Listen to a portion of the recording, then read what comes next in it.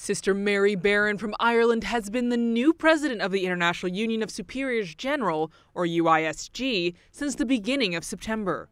The organization is made up of 1,900 leaders of female congregations from all over the world, representing a total of 600,000 women religious from 5 continents. One project that's in the dreaming stage is one of the challenges facing religious life is care for elderly sisters and care for sisters with Alzheimer. So that's one of the projects that we're dreaming about at the moment, how we can globally help each other to care for our older sisters, to care for sisters in need of help with caring for sisters with Alzheimer's. But this is not the only project that the UISG is involved in.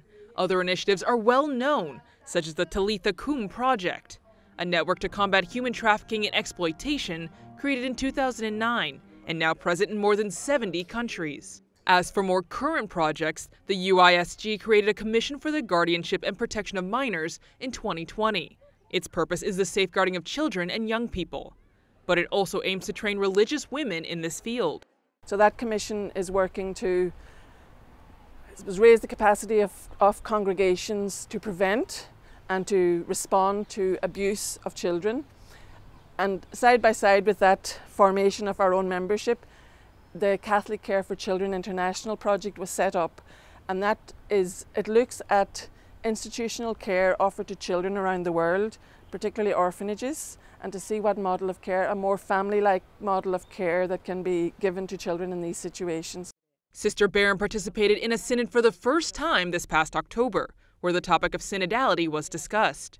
Other issues raised included the diaconate in the church. In fact, it was the UISG that in 2016 proposed to the Pope to create a commission to study the question of female diaconate.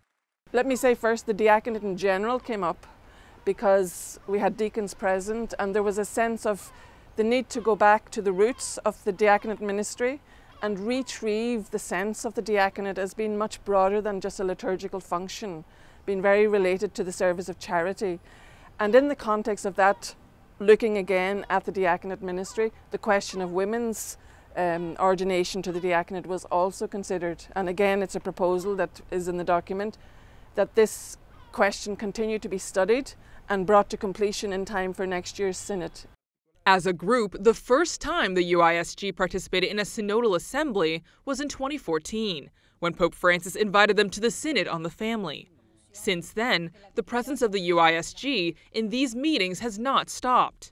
This year, 5 members participated and exercised their right to vote on behalf of all women religious. A quienes no estaban participando